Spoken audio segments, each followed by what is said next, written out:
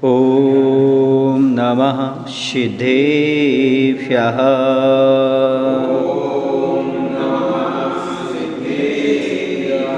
ॐ नमः सिद्धेभ्यः।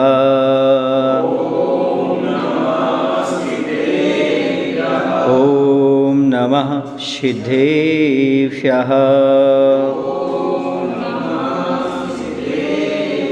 नमः श्रीवर्धमानाय निर्धूतकलिलात्मने सालोकानां त्रिलोकानां यद्विद्यादर्पणायते यद्विद्यादर्पणायते।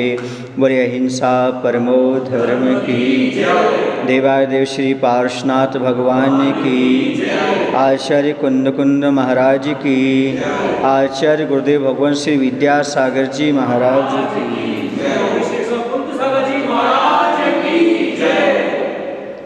अभिषेक पाठ का अर्थ चल रहा है। आज भी हम शुद्ध उच्चारण के साथ उसके अर्थ को समझेंगे। उच्चारण और अर्थ दोनों बहुत महत्वपूर्ण होते हैं। जब हमारे पास शुद्ध उच्चारण रहता है और जो पढ़ रहे हैं उसका अर्थ भाव भाषण होता रहता है तो अभिषेक और पूजन में मन लगता है। हम क्या बोल रहे हैं, मुख से तो बोल रहे हैं लेकिन मन से यदि समझ में नहीं आ रहा है तो मन नहीं लगता और सही फल भी प्राप्त नहीं होता। सही फल प्राप्त करना चाहते हो तो शुद्ध उच्चारण और शुद्ध अर्थ को अपने जीवन में धारण करने का प्रयास करें। 13 नंबर तक पढ़ लिया था, 14वें नंबर का पढ़ना है। 14वां भी हो गया था, नहीं 14वां नहीं हुआ, वो हो गया था। उस हमारे इसमें 13 नंबर है, वो पानी चंदन वाला। हे तीर्थ पाने जयशो धवली कृताशा,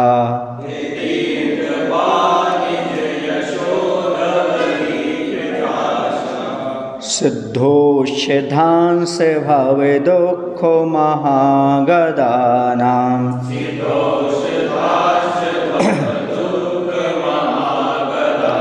सद्भव हे जनित पंककबंधु कल्पा,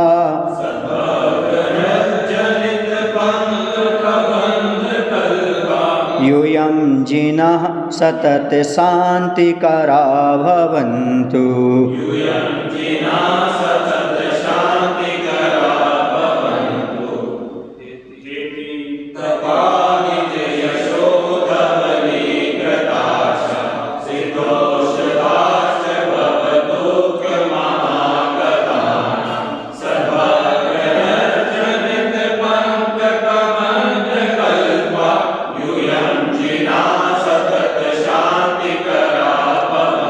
हे तीर्थपा, जो तीर्थ के रक्षक हैं, अर्थात धर्म तीर्थ की रक्षा करने वाले हैं।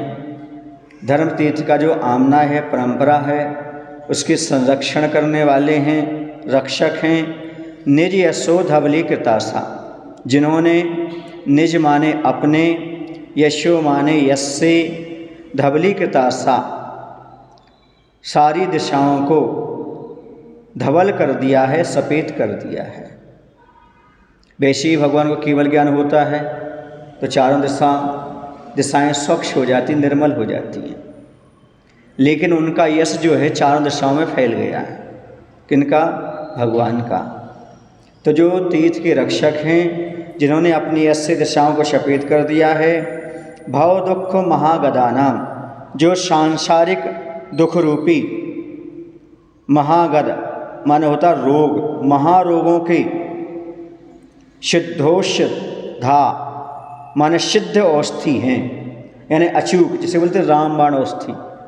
जो औषधि कभी फेल नहीं होती, यदि उसको दी जाए औषधि तो उसका रोग ठीक करके ही रहती है, लाभ होकर के ही रखेगा।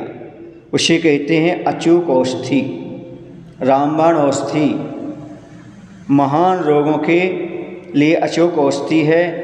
और शरभव्य जनित पंक कबंध कल्पा, और उत्तम भव्य जीवों के मन में उत्पन्न पाप रूपी कीचड़ को धोने के लिए, पंक माने होता है कीचड़, उसको धोने के लिए कैसे हैं आप? जल के समान हैं।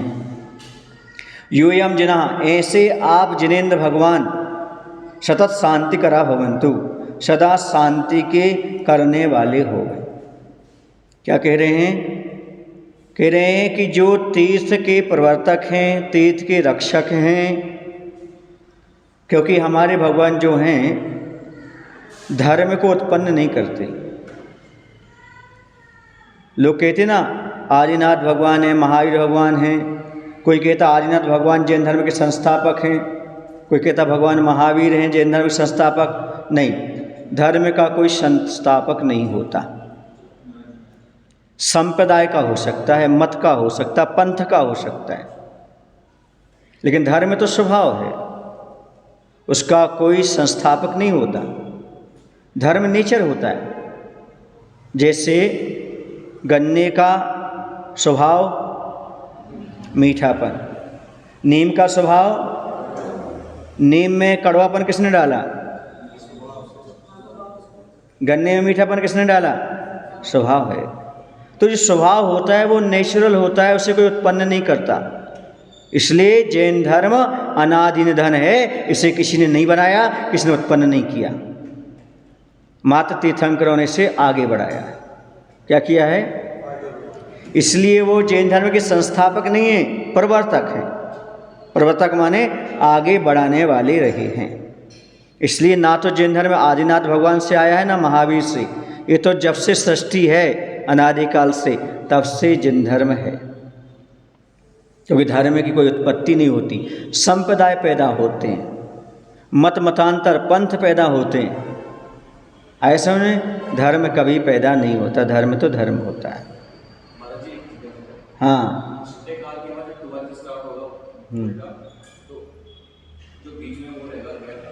रहने दो, उससे क्या होता है? गैप से कुछ नहीं होगा।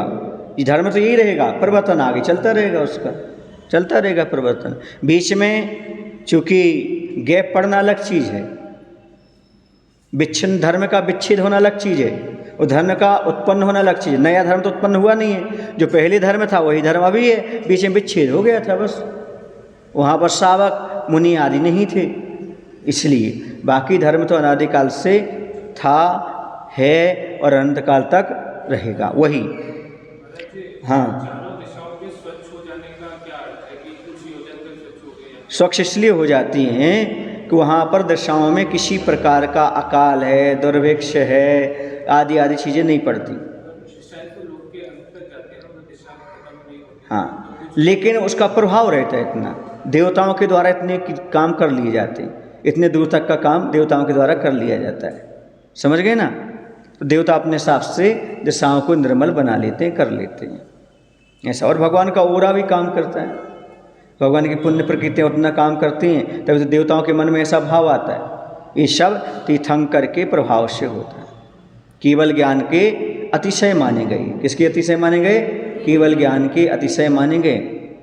बहुत दूर तक जो है ना, योजनों तक, 100 योजन तक दुर्भिक्ष नहीं फैलता। ये सब किसका प्रभाव है? तीर्थंकर की पुण्य प्रकृति का प्रभाव है, जो देवता लोग वहाँ पर सारी व्यवस्था करते रहते हैं। करते देवता हैं और पुण्य किनका रहता है? तीर्थंकर का। ऐसे आपके जीवन कुछ अच्छा होता है, भले देवता करें, लेकिन पुण्य किसका रहता है? आपका रहता है। इसलिए आप पुण्य पाप पर भरोसा रखो और किसी पर भरोसा मत रखो। जिन्होंने अपने यश को दिशाओं में सफ़ेद कर दिया, उनका यश फैल गया है, मतलब चार दिशा में यश क्या हो गया? उनका फैल गया है। और जो सांसारिक दुख रूपी महारोगों के अचूक औषध स्वरूप हैं, यानी संसार के जो भी रोग हैं, जन्म जरा मृत्यु आदि, और भी जो रोग हैं शारीरिक आदि, मानसिक आदि, उनके लिए अचूक औषधि का काम करते हैं। अर्थात दुनिया की सारी औषधियाँ फैल हो जाएं, लेकिन भगवान की भक्ति से जो फल मिलता है वो कभी फेल होने वाला नहीं है। जो निरोग हो जाते हैं, स्वस्थ हो जाते हैं, वो भगवान की भक्ति करने से स्वस्थ और निरोगी हो जाया करते हैं। स्वस्थ और निरोगी तभी होते हैं। और जो व्यक्ति निश्चित रूप से भगवान की भक्ति करता है उसका मन तो पवित्र होता ही है, लेकिन उसका तन भी स्वस्थ हो जाता है। तन मन सब स्वस्थ चाहते हो तो यही, और भक्ति करने धन भी पवित्र हो जाता है, क्योंकि धन दान में लग जाता है तो वह भी आपका पाप की निर्जरा में सहायक हो जाता है। ये सब समझने की आवश्यकता है। तो भगवान कैसे हैं? सांसारिक दुख रूपी महारोगों के अचूक औषध स्वरूप हैं और उत्तम भव्य जीवों के मन में उत्पन्न पाप रूपी कीचड़ को धोने के लिए जल के तुल्य हैं। हे भव्यात्माओं, यदि आप भगवान की भक्ति करते, अभिषेक करते हैं तो आपके मन में जो पाप रूपी कीचड़ है ना, वो साफ हो जाता है। पेट का कीचड़ तो साफ कर लेते हो औषधि लेकर के, मन का कीचड़, मन में जो 5 पापी रूपी कीचड़ भरा हुआ है उसे साफ करना चाहते हो तो भगवान का अभिषेक और पूजन करो, तुम्हारा मन स्वस्थ हो जाएगा, पवित्र हो जाएगा, पाप से रहित हो जाएगा, पुण्यमय बन जाएगा।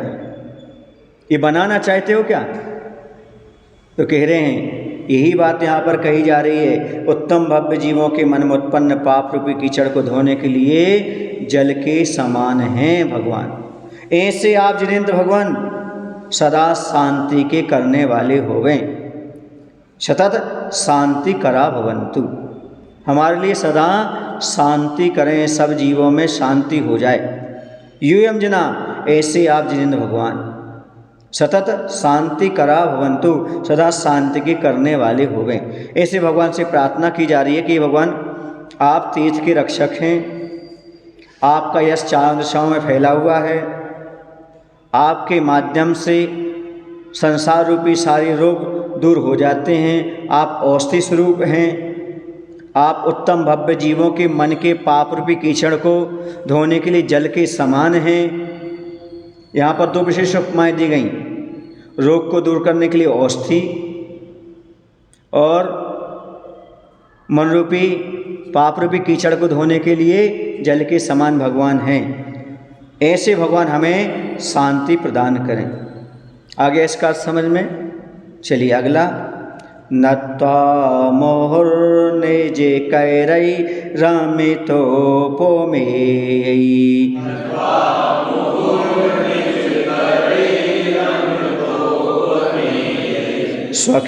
स्वक्षैर्जिनेन्द्र तव चन्द्रकरावदातै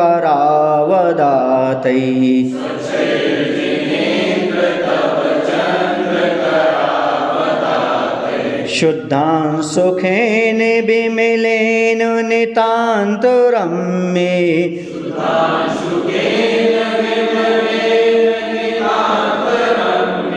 देहे स्थिताञ्जलिकरान् परिमार्जयामि।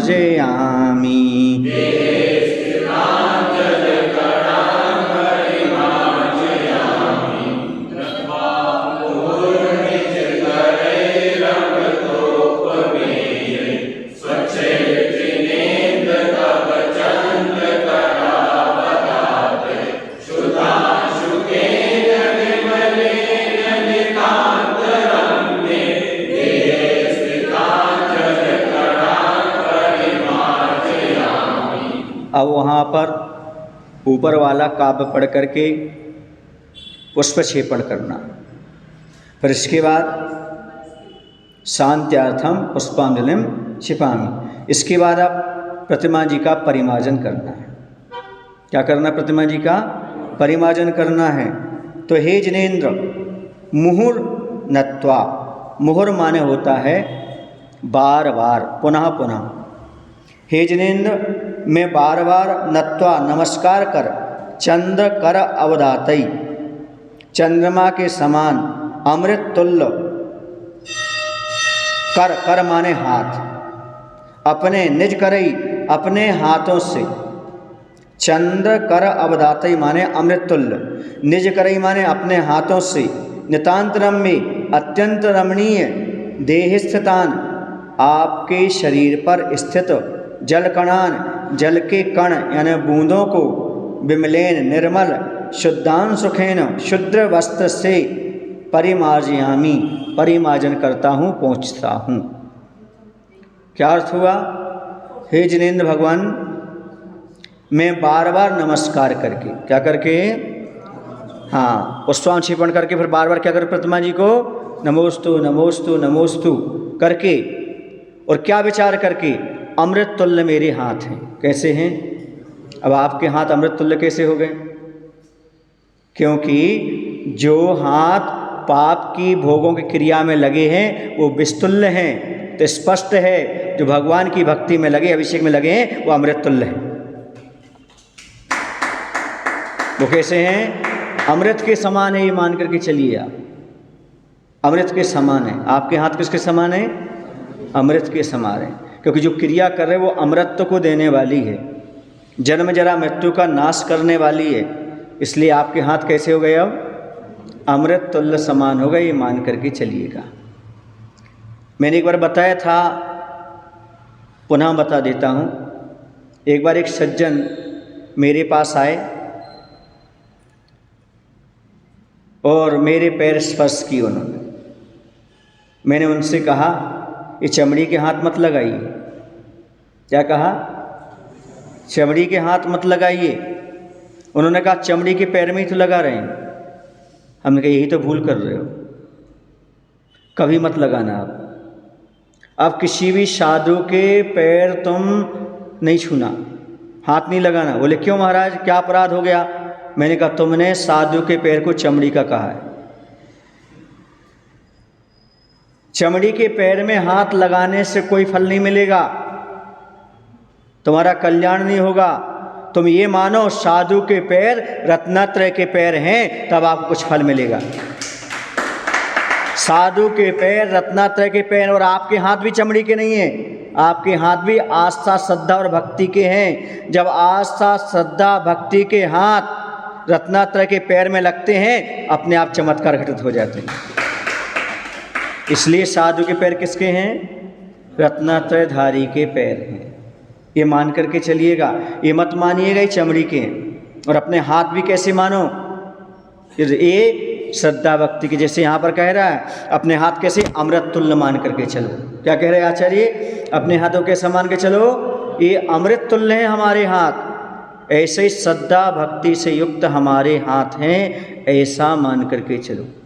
और साधु के चरण रत्नात्रय के चरण हैं, क्योंकि चरण की पूजा होती है, हाथ पूजा नहीं होती, सिर पूजा नहीं होती। क्यों? क्योंकि चरण आचरण के प्रतीक होते हैं, इसे चरणों की पूजा होती है। तो आपके जो हाथ हैं अमृत तुल्य क्यों हो गए वो? क्योंकि आप श्रद्धा भक्ति से ओतप्रोत होकर के भगवान का परिमार्जन करने के लिए तैयार हो गए। भगवान की प्रतिमा का अपने हाथों से अत्यंत रमणीय आपके देह, माने आपकी जो देह है, शरीर है, अत्यंत सुंदर है। उस पर स्थित जो जल की बूंदें हैं ना, उनका हम निर्मल शुद्ध वस्त्र के द्वारा क्या कर रहे हैं? परिमार्जन कर रहे हैं। अंगोछियाँ, अंगोछी बोलते हैं इसको, कपड़े होते हैं, वो शुद्ध होना चाहिए, बिल्कुल भी गंदी नहीं होना चाहिए, साफ सुथरी होना चाहिए। पहले उसको आप देख लीजिए अपने नेत्रों से, उसमें जीव वगैरह तो नहीं है। उसके बाद फिर उस कपड़े को लेकर के, अंगोछी को लेकर के भगवान का परिमार्जन करना है शुद्ध वस्त्र से। भगवान के हाथ और पैर के बीच में जो स्थान रहता है, वहाँ पर अच्छी तरह से परिमार्जन करें। वहाँ पर यदि पानी की बूंदें रह जाएंगी तो वहाँ पर जैसे वह पानी की मर्यादा खत्म होगी, वैसे उसमें जीवों की उत्पत्ति होना शुरू हो जाएगी। इसलिए बिल्कुल भी प्रतिमा के स्थान जहाँ पर हैं वहाँ पर कहीं भी पानी नहीं छूटना चाहिए। अच्छे से परिमार्जन करिएगा और क्या बोलिएगा? ओम ह्रीं अमलान सुखेन सुकेन जिनबिंब परिमार्जनम करोमि। समझ गए ना? यह पढ़ करके निर्मल वस्त्र जिन प्रतिमा का परिमार्जन करें। नानं विधाय भवेतोष्टसहस्रनाम्ना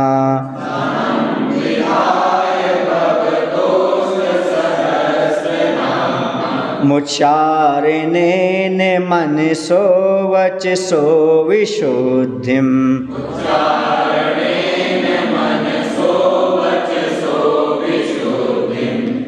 जिघिष्टुरिष्टिमिन् तेष्टितैं विधातुम्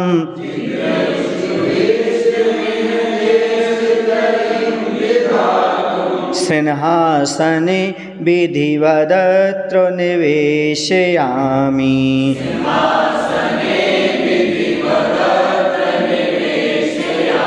सिंहा नहीं बोलना, सिन्हा, देख के पढ़ो, सिंहासने।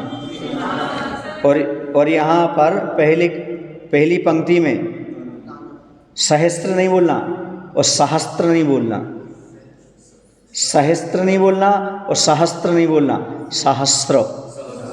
हाँ, सा में रा जुड़ा हुआ है, क्या जुड़ा हुआ है? वहाँ त्रात्र शूल नहीं है, सहस्त्र। सहस्त्र माने होता हजार। क्या होता सहस्त्र माने? और सहस्त्र बोल दोगे तो सह अस्त्र हो जाएगा, माने अस्त्र सहित हो जाएगा। समझ गए ना? सहस्त्र क्या बोलना है? हाँ, सहस्त्र नहीं, सहस्त्र। हाँ,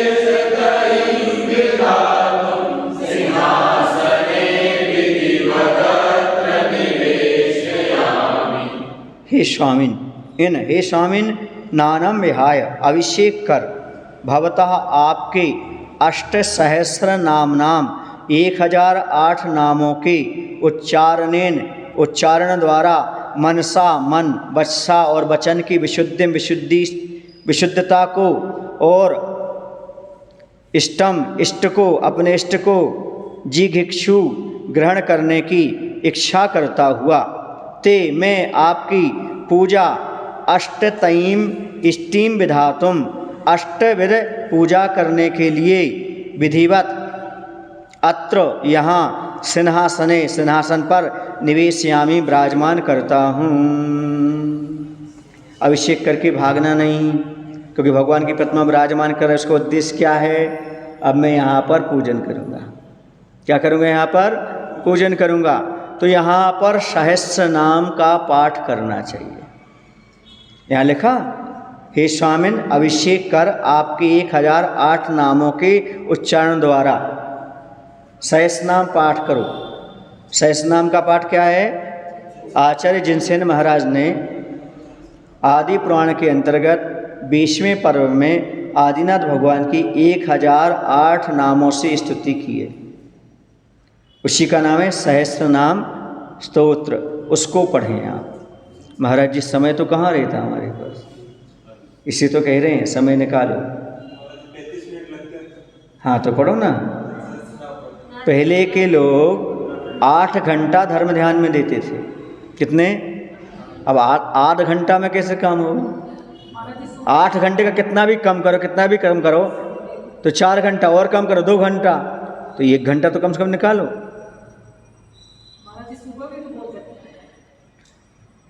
फिर तो आप जब करो। अभी जो कह रहे वो कह रहा हूँ मैं आपसे। क्या कह रहा हूँ कि हे स्वामिन अभिषेक कर आपके 1008 नामों के उच्चारण द्वारा मन और वचन की विशुद्धता को और अपने इष्ट को ग्रहण करने की इच्छा करता हूँ। मैं आपकी पूजा अष्टविध यानी 8 प्रकार से या 8 द्रव्य लेकर के करता हूँ। समझ में आया ना? ये तो आपका शॉर्टकट है कि जब समय मिला जब सहस्रनाम कर लिया और जब पूजन का अर्थ आता पूजन कर लिया। समझ गए? वैसे यही विधि सही है जिसमें लिखी हुई है। आप यहाँ सबसे पहले बैठ करके सहस्रनाम का पाठ करें, पर पूजन आदि करें। आया समझ में? हाँ बिल्कुल बिल्कुल बिल्कुल बिल्कुल। क्यों? पहले ब्रेकफास्ट, फिर भोजन। ये तो गिन रहे हो कि पहले अभिषेक, ये गिन रहे हैं आप? पहले अभिषेक, फिर सहस्रनाम पाठ, फिर पूजन, हाँ, फिर माला, फिर ये घर में नहीं गिनते अपन, पहले पानी, दातुन, मंजन, चाय, दूध, फिर उसके बाद नाश्ता, नाश्ता के बाद भोजन, भोजन के बाद फिर दोपहरी, दोपहरी के बाद फिर शाम, 3 बार भोजन, भजन 1 बार, उसी में तो आते हैं संकट हजार। देखो इसमें जो लिखा है वो बात मैं कह रहा हूँ आपको। अब सहस्रनाम कब पढ़ना आपकी सुविधा अनुसार आप पर डिपेंड करता है, पर यहाँ तो उसी समय कहा हुआ है कि जब आप प्रतिमा जी को विराजमान करें तब आप करें। अब क्या करें, कम वक्त है ना, वक्त कम है ना, इसलिए व्यक्ति सब क्रियाएं एक सी नहीं कर पाता है। घर में महाराज ब्रह्म मुहूर्त में पढ़ सकते हैं। फिर आपको पढ़ना तो कहीं भी पढ़ो, वो नहीं कह रहा हूँ, लेकिन यहाँ पर जो कहा जा रहा है वो तो हम आपको बताएंगे ना। हाँ, आप यहाँ नहीं कर पाते, आप घर में करें वो बात अलग है, लेकिन यहाँ पर जो जब बताया जाएगा तभी तो हम बताएंगे यहाँ ऐसा लिखा हुआ है ना। चलिएगा, ये तो आदमी ने अपनी सुविधा खोज ली, और आचार्य से कहते हैं एक बार किसी को छूट दे दो तो सब छूट जाता है, फिर छूट देने से ऐसे ही होता है, आए समझ में। चलिएगा, तो यहाँ पर कह रहे हैं हाँ, आटा भी आता है आपके घर में, आटे से तो बनता है सब कुछ। आपने कहा जिनसेस नाम का अर्घ्य भी तो आता है, तो मैंने कब कहा आटे से तो सब कुछ बनता है। आटा नहीं खाते अपन, अच्छे से बना बना करके खाते हैं, भले 15 मिनट लग जाए, 33 मिनट लग जाए, कुछ भी लग जाए, सब अच्छे से करते हैं। करते कि नहीं करते? ऐसे अच्छे से करो, आपको समय नहीं है, आप आटा खा के आ जाते हो, कोई बात नहीं, अर्घ्य में पूजा हो गई, कर लो, अपने हो गया, हो जाता है। समय तो निकालना जरूरी है। क्या करना जरूरी है? देखो शॉर्टकट तो बहुत सारे हैं और आप अपनाते हो, और हम और आपको उस शॉर्टकट पर सील लगा देंगे, अरे तो महाराज जी ने कहा था हो जाएगा हो जाएगा। तो ऐसा नहीं, मैं सील नहीं लगाना चाहता, मैं जो लिखा हुआ है उसको बताना चाहता हूँ। फिर आपके क्या है, क्या कंडीशन है, क्या स्थिति है, आप जॉब में हैं, आप सर्विस में, आप क्या कर रहे हैं, व्यापार में, वो आपकी व्यवस्था है, लेकिन ये कार्य करना बहुत जरूरी है, करना चाहिए। क्योंकि सहस्रनाम में लिखा है स्तोत्र में कि जो सहस्रनाम स्तोत्र का पाठ करता है उसकी बुद्धि पवित्र होती, स्मृति बढ़ती है, और विद्यार्थियों को तो और अच्छे से, जो नौकरी कर रहे हैं उनको तो बहुत अच्छे से सहस्रनाम का पाठ करना चाहिए। अपनी बुद्धि बढ़ाना चाहते हो तो, अपनी स्मरण शक्ति बढ़ाना चाहते हो तो, मतलब हमें याद नहीं रहता, भूल जाते हैं, क्योंकि सहस्रनाम का पाठ नहीं करते। सहस्रनाम का पाठ भी करो, सहस्रनाम के 11 उपवास होते हैं वो भी करो, आपकी बुद्धि बढ़ जाएगी, बुद्धि बढ़ाना चाहते हो तो। चलिएगा, ऐसा कह करके हम सिंहासन पर परिमार्जन करके भगवान को सिंहासन पर विराजमान कर दें। किसके लिए? पूजन के उद्देश्य से भगवान को सिंहासन पर विराजमान कर दिया। ओम ह्रीम श्री सिंहासन पीठे जिनबिंबम स्थापयामि। हाँ, अब इसके बाद क्या करेंगे? अर्घ्य लेंगे, है ना। जल गंधाक्षतै पुष्पैः चरोदीप सुधूपकैः फलैरर्घ्यैर्जिनमर्चेत् जन्म दुःखापहानै।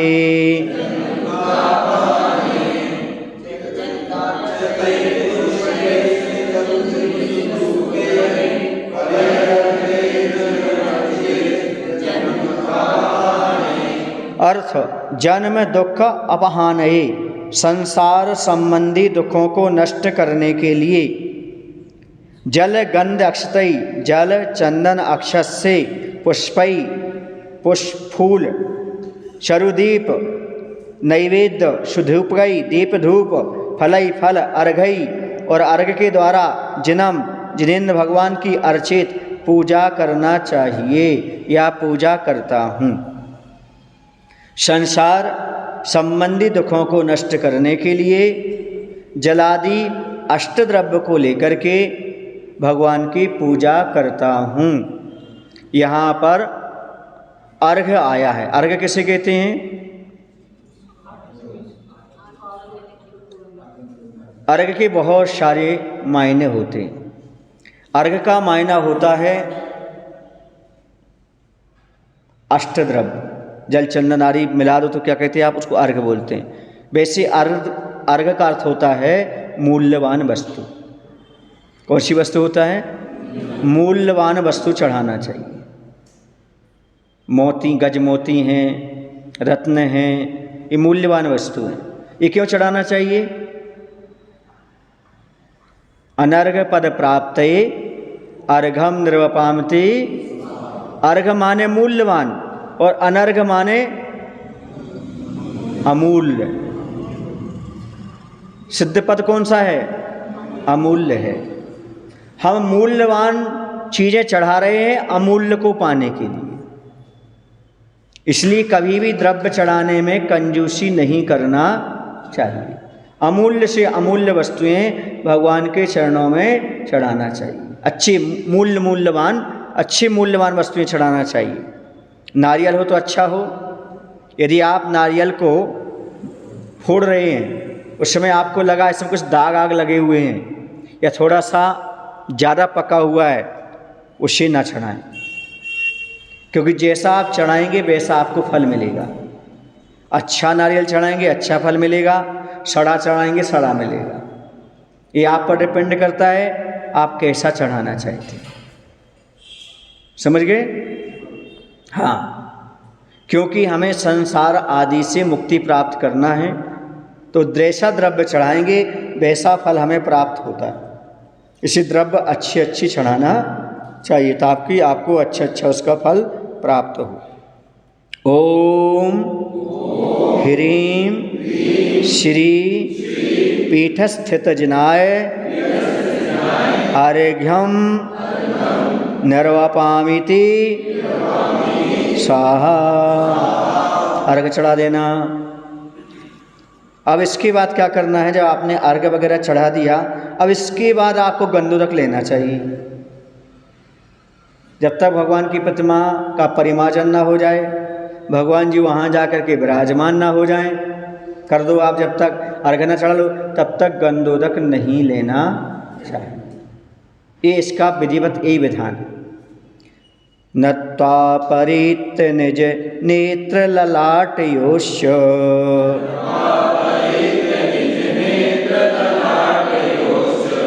व्यातुक्षणेन हरतादग संचयं मे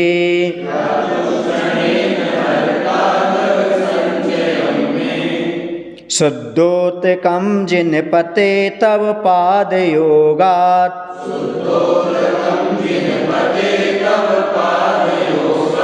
भूयाद् भवातपहरं धृतमादरेण।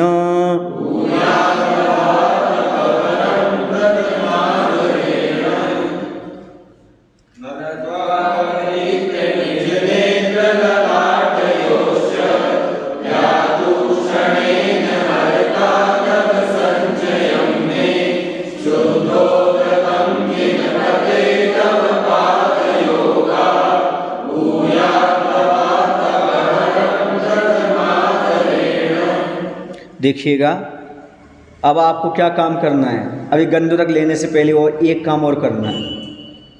जिन पते, हे जिनेन्द्र भगवान, परित नत्वा, प्रदक्षिणा पूर्वक नमस्कार कर। अब क्या करना है? भगवान की प्रदक्षिणा करके नमस्कार करना है। आपके तव पादयोगात, आपके चरणों के संयोग से शुद्धोदकम, पवित्र हुआ गंधोदक, निज नेत्र ललाटयो, अपने नेत्र और ललाट में, व्यातुक क्षणेन, लगाने से या सिंचन से, मे अघ संचयम हरतात, मेरे अघ माने पाप, संचय माने समूह, हरतात माने का हरण, आदरेण धृतम, आदर से धारण किया हुआ गंधोदक, भवताप हरम भूयात, मेरे संसार संबंधी ताप को हरने वाले हुए। ऐसे में भगवान को आपने विराजमान किया, फिर आप प्रदक्षिणा करिएगा। प्रदक्षिणा समझते हो? प्रदक्षिणा का अर्थ होता है फिर दक्षिणा, भगवान को दक्षिण में करके परिक्रमा लगाना। दक्षिण समझते हो, दाएं हाथ की ओर। भगवान कहाँ हो? दाएं हाथ की ओर। आप ऐसी परिक्रमा नहीं, कैसी परिक्रमा? ऐसी प्रदक्षिणा। भगवान को कहाँ करके? दक्षिण में करके। ये आपके दाएं हाथ के साइड करके। कहाँ करके? दाएं हाथ। ऐसे आप घूमिए, प्रदक्षिणा 3 परिक्रमा लगा करके नमोस्तु करिएगा। फिर क्या लीजिएगा? गंधोदक। और गंधोदक लेके समय क्या करना अपन को? अपने नेत्र, इसमें नेत्र शब्द आया है, नेत्र और ललाट, इन दोनों में आप लगाएं। क्या करते हुए, क्या सोचते हुए? ये हमारे पाप समूह को हरण करने वाला है, संसार के सारे दुख ताप को नष्ट करने वाला है। पहले नेत्र में और ललाट दोनों में गंधोदक लगाते थे, है ना। लेकिन कुछ लोगों ने अपनी बात रखी कि भाई नेत्र मलद्वार है, यहाँ से कीचड़ निकलता है, इसलिए इस समय गंधोदक नहीं लगाना चाहिए। यदि आपको ऐसा लगता है तो ऊपर पलक पर लगा सकते हैं अपन, अंदर ना जाए आपका गंधोदक, और ललाट पर लगा लें आप, क्योंकि यहाँ पर नेत्रे और ललाट दोनों शब्द आया। निज नेत्र ललाट योश्च, आया समझ में? इसलिए हमारे लिए इन गंधोदक लगाना है। कुछ लोग पूरे शरीर में लगा लेते हैं, ऐसा कहीं नहीं लिखा है। यहाँ पर ललाट पर लगाइए, अधिक से अधिक यहाँ पर कहाँ पर कहा गया है? ऊपर पलक पर नेत्र के लगाने को कहा, नेत्र के अंदर डालने को नहीं कहा गया। ऐसा में बस इतना ही पर्याप्त है। कुछ लोग कहते हैं यहाँ पर लगा लो, कोई पेट में लगा, नाभि के यहाँ लगा लेता है, कोई कहता है नाभि के ऊपर ऊपर लगा लो, ऐसा भी कहते हैं कुछ लोग। कुछ लोग सीधा सिर पर डाल देते हैं, पूरे तक पहुँच जाता है। नहीं, ये भगवान के चरणों का गंधोदक है, उसकी अवज्ञा नहीं होना चाहिए। आया समझ में? जैसे हम भगवान को नाभि के ऊपर विराजमान करते हैं, वैसे ही नाभि से ऊपर, इसी प्रकार से नाभि से ऊपर ही रहना चाहिए, नीचे कभी मन लगाओ। लेकिन यहाँ पर मात्र 2 जगह कहा जा रहा है। कहाँ लगाना है? नेत्र में और लाट में। और क्या सोचते हुए, क्या विचार करते हुए कि ये आपके चरणों के संयोग से पवित्र हुआ गंधोदक है, ये मेरे पाप समूह को नष्ट करेगा, संसार संबंध जो ताप आदि हैं उनको दूर करेगा। ऐसे भाव से आपको लगाना है। आया समझ में? हमने देखा है प्राय करके, जब किसी का बच्चा या परिजन बहुत अधिक बीमार हो जाते तो वो गंधोदक लगाते हैं, रोज़ नहीं लगाते। और जो व्यक्ति रोज़ लगाते हैं वो उनके लिए नौबत ही नहीं आती। रोज़ गंधोदक लगाओ। मैं कहता हूँ मेडिसिन यूज करो या ना करो, मेडिटेशन करो या ना करो, लेकिन कम से कम भगवान का गंधोदक लगाओ। ये मेडिसिन है और ये मेडिटेशन है, सब कुछ। भगवान का गंधोदक अपने माथे पर लगाना बहुत जरूरी है। आप जैसे अभी प्रश्न उठाया था ना महाराज जी, अब यहाँ पर 1 घंटा लग जाएगा। हाँ, मैं कहता हूँ यदि आप रोज़ भगवान के सामने सहस्रनाम आदि पाठ करके पूजन करते हैं तो रोज़ आपका 1 घंटा लगेगा। लेकिन यदि आपकी बीमारी समाप्त होती है तो आपके पैसे ही बचते, समय भी बचता है, क्योंकि आपको बार बार डॉक्टर को दिखाना जाना पड़ेगा, अपार्टमेंट लेना पड़ेगा, 2-2 घंटे वेट करना पड़ेगा। वहाँ नहीं अखरता आपको, अखरता पर मजबूरी का नाम। क्या करें हमारी मजबूरी है, डॉक्टर के यहाँ अपार्टमेंट लेना पड़ता है। वो ऑफर कर देता है, यहाँ नहीं भैया, आपको नागपुर जाना है, आपको बम्बई जाना है, आपको वहाँ भागना पड़ता है। उस समय आपको नहीं लगता कि समय हमारा व्यर्थ जा रहा है? तो समय कहाँ से निकल आता आपको? इसलिए मैं कहता हूँ अच्छे से भगवान का अभिषेक के लिए, सहस्रनाम का पाठ करने के लिए, उसके साथ ही साथ पूजन करने के लिए समय निकालिएगा। आपको कहीं भी डॉक्टर के यहाँ भागना नहीं पड़ेगा, आप स्वस्थ और व्यस्त बने रहेंगे। लेकिन श्रद्धा किस पर है? डॉक्टर पर। श्रद्धा किस पर है? औषधि पर। हमें श्रद्धा किस पर नहीं है? भगवान के अभिषेक पूजन आदि पर नहीं है। जिनको है वो स्वास्थ्य का अनुभव करते हैं और कर रहे हैं। इसलिए आप भी इस पर विश्वास रख करके काम करिएगा, इतना ही पर्याप्त है। बोले महावीर भगवान की जय। आचार्य गुरु विद्यासागर जी महाराज की जय। जावाणी के जानते सोझे लो कालो